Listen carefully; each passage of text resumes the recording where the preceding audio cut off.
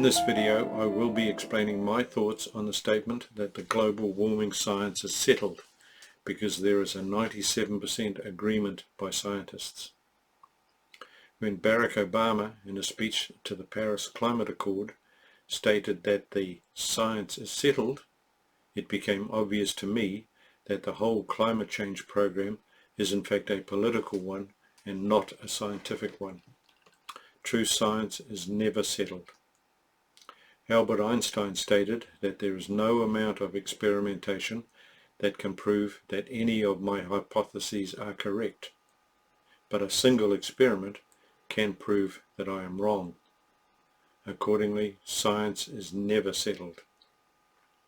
The usual scientific method for proving or otherwise of any hypothesis is for other scientists to experiment and or review the data, a so-called peer review. This with the explicit intention of disproving the hypothesis. If that is not possible, then maybe it is correct. With the global warming scenario, that is not the case. In this matter, there is an intent by a large number of scientists to prove that the hypothesis is correct, instead of the other way around. Also, the gathering of more evidence to support this hypothesis would indeed help. Why is this? Just follow the money. If you say all is tickety-boo, there won't be any more grants for extra research, will there? So where did this so-called consensus come from? There were two main sources, but I'll concentrate on just one. From my understanding, it was promoted by an Australian scientist who apparently reviewed nearly 12,000 abstracts on the climate, and that 97% were in agreement with his hypothesis that human activity was causing most of the current global warming. This is a possible assessment on what happened. Once again, from my understanding, the scientist did a Google search based on climate change and man's involvement. From this, he assessed that 97% of all the papers that were picked up did in fact agree with the so-called man-made hypothesis. This, that man is responsible with his burning of fossil fuels for all, or at least most, of the current warming. Remember that warming has stopped some 18 years ago, but greenhouse gases have still increased. Also, you can get any answer you want by asking the right questions. When another scientist dug a little deeper into these claims, we see a different story. This scientist looked at the papers and set 7 scenarios, and here are the numbers involved. Remember that this was to support the hypothesis about man-made global warming. 1. Explicit support with evidence, 64 papers. 2. Explicit support without evidence, 922 papers. 3.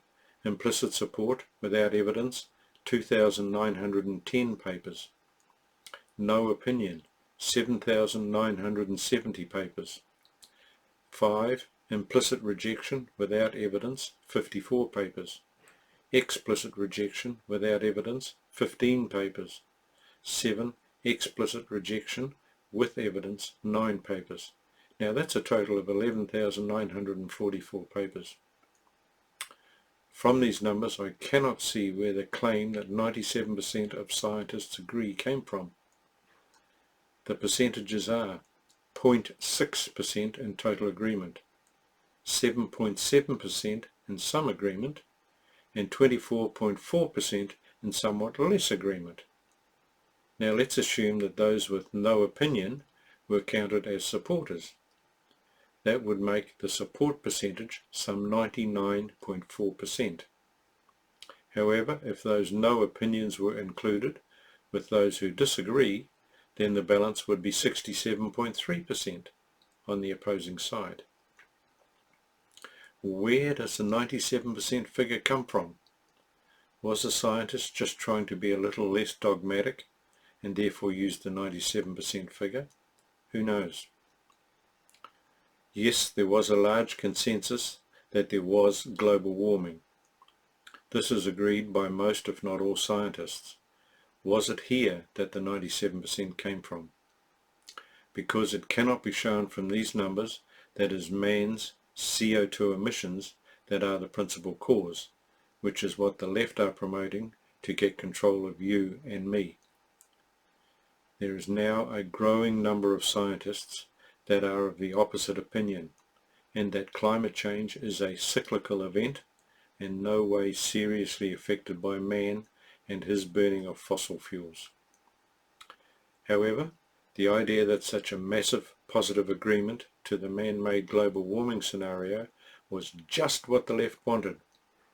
It was jumped upon for their political purposes and promoted as much as possible. As Goebbels said in Nazi Germany, tell a big enough lie, often enough, and hard enough, it will be believed. This is such a lie.